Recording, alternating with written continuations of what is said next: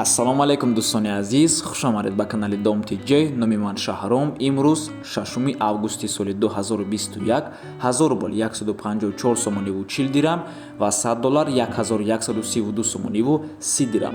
Дар имрӯзанабормон 14 хонаҳои фурӯшӣ мешаванд аз Душанбе, Хуҷанд, Бухтар ва ғайра. Замин аз шаҳри Душанбе ҳаст. Хулас чизе ки шумо аз мо хоҳиш карден дар комментария пештана навор, ҳавора мо ёфтему имрӯз пешниҳодтон мекунем то ҳадди имкона. Барои ҳамин ҳатман навора то охира тамошо кунед, лайк гузорен ва дар каналмон подписатсия кунед.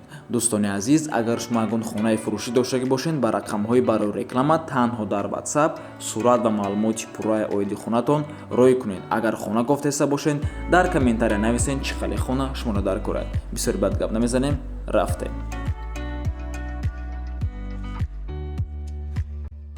ҳавлии фурӯшӣ дар ноҳияи Данғара. 8 сотиқ замин, 3 дар хона, кухни, подвал, баня дар дарунше. Ов ба ҳавлӣ рагзарондагиаи ҳамсояҳо зиндагӣ доранд. Свет ҳаста ба роҳи калона ҳамагӣ 400 метр. Мактаб, магазин, медпункт ҳаст дар наздикиша. Ҷойгир аст дар Лолазори Данғара. Нархаш бошад 95 000 сомонӣ.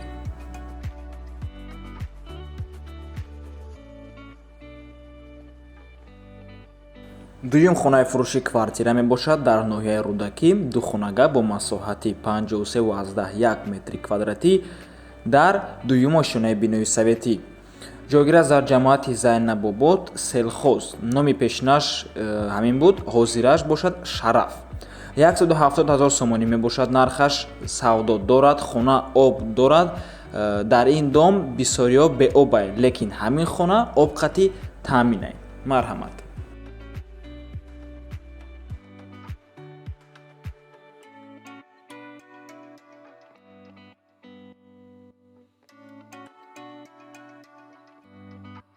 хонаи фурӯшӣ дар шаҳри Душанбе.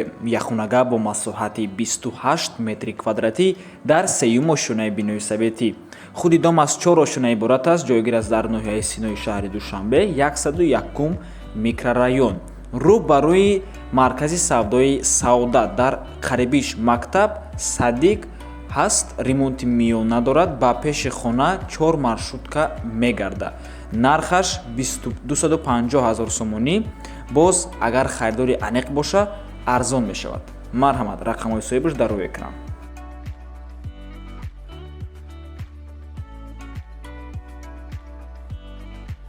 ҳавлии фурӯшӣ дар ноҳияи Ҷайҳун, пештара Қумсангир, шаҳраки Дӯстӣ, кӯчаи Борбади Марвазӣ. 6 сотиқ замин мебошад. 4 дар хона бо масоҳати умумӣ 120 квадрат. об, свет, документ ҳаст. ремонт 100%. назди канал ва роҳи калон мебошад. кухня ва ҳаммом дора. термикс, ҳавз, дегдонхона дора. кондитсионерам дорад. нархаш бошад $33 000 мебошад. марҳамат. рақамҳои соҳибаш дар рӯи экран.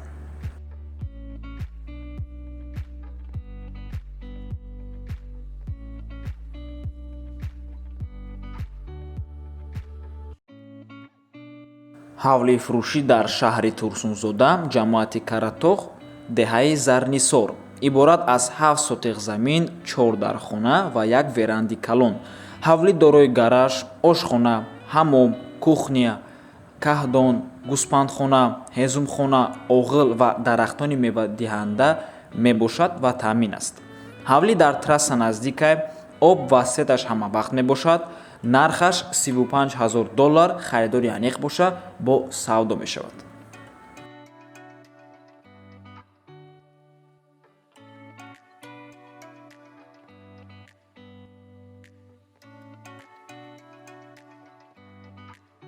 замини фурӯшӣ дар шаҳри Душанбе. 6 сотиқ замин мебошад. времянка дорад.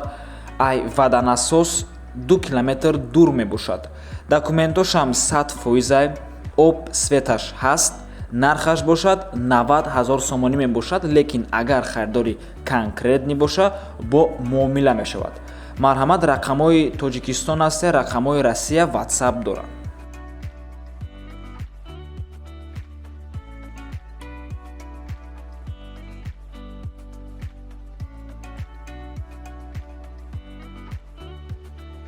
ҳавлии фурӯшӣ дар шаҳри Душанбе бо таъмири нави замонавӣ ҷойгир аст дар якум Советский маҳаллаи Хуҷандӣ назди масҷиди Холмашраб ноҳияи Синода дохил мешавад.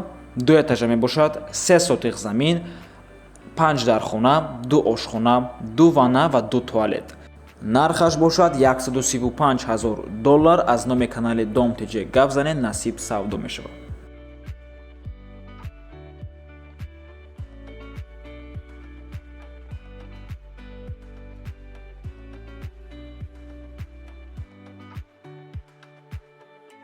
хонаи фурӯшӣ дар шаҳри Хуҷанд, духонага бо масоҳати 47 метри квадратӣ дар 4-ум ошона ҷойгир аст. Бинои советӣ мебошад. 32-ум микрорайони шаҳри Хуҷанда қарор аст. Бо чизу чораш фурӯхта мешавад, яъне бо мебелош. Нархаш бошад $270,000. арзон ҳам мешавад.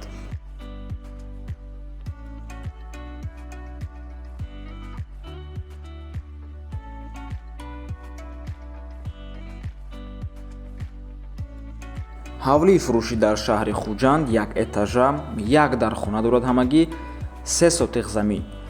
Дар 19-ум микрорайони шаҳри Хуҷанд қарор аст. ҳавлӣ плюс гараж. Документ дорад, беҳуда занг назанед. соҳибаш мега нархаш $280,000 мебошад.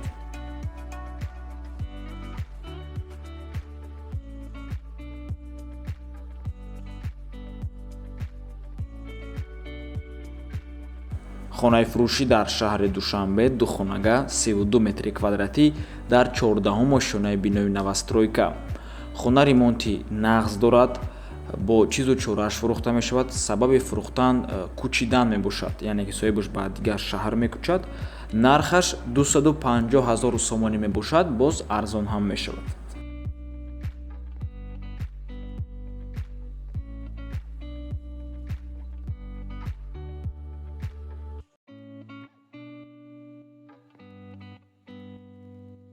ҳавлии фурӯшӣ дар шаҳри Бохтар 10 сотиқ замин, 4 дархона, калидори калон дорад. меҳмонхона алоҳида дар мансард, яъне як хело мансарда дуюм ошона ҳисоб мекунанд, лекин ма мансарда ин мансарда зали калон дорад.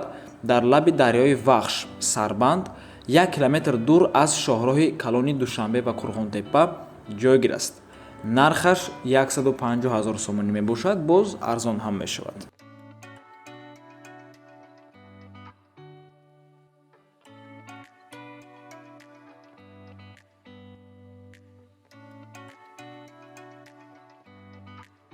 квартираи фурӯшӣ дар шаҳри Бохтар, якхонага бо масоҳати 47 метри квадратӣ дар 4-ум ошонаи бинои новостройка ҷойгир аст. дар кӯчаи Дӯстии халқҳо. худи бино аз 6 ошона иборат аст. таъмири хуб ва бо ҳама чизу чорааш фурӯхта мешавад. хона дар сари роҳи калон ҷойгир буда, мактаб садиқ донишгоҳи нихӣ дар назди хона мебошад, бо савдо мешавад. $210,000 мебошад нархаш.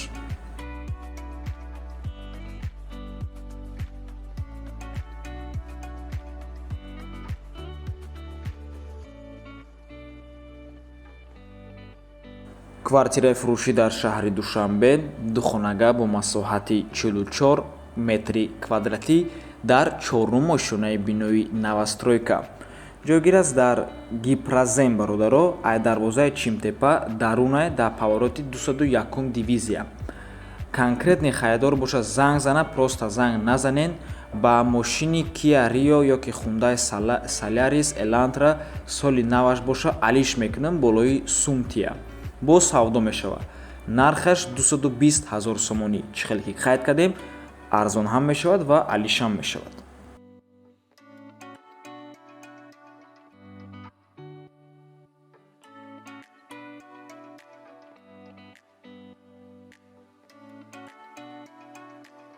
ҳавлии фурӯшӣ дар ноҳияи Рудакӣ, бывши Ленский район, дар роҳи Ленинград ҷойгир аст. якхонага бо масоҳати 31 метри квадратӣ мебошад. дар 3-ум ошонаи бинои новостройка. худи бино аз 4 ошона иборат аст ва боз полуподвал дорад. хона коробкаи беремонт лаби роҳи калонда дар наздикии дом мактаби миёна ҳаст. хона дари даромад дора, электрикӣ дора ва шкатур дора. метавонед харидорӣ карда евроремонта сар кунед. савдо дар даруни хона мешавад. Нархаш 119 000 сомонӣ мебошад. марҳамат. ва ин буд охирон хонаи фурӯшӣ дар имрӯза набурмон. раҳмати калон дӯстони азиз ки моро то охира тамошо кардед ва боз қайд мекунем ки ҳамин як рӯзада набор мебурояд. мо як ҳавлия аз ноҳияи рӯдакӣ сёмка кардем, якта ҳавлияи ноҳияи рӯдакӣ, якта ҳавлияи колхоз Россия ва якта дига квартира аз шаҳри Душанбе ай Садбарг. Барои ҳамин сета набора интизор бошед. ҳамин рӯзҳои наздикда мепартоем бениҳоят хонаҳои зурам. То боздид.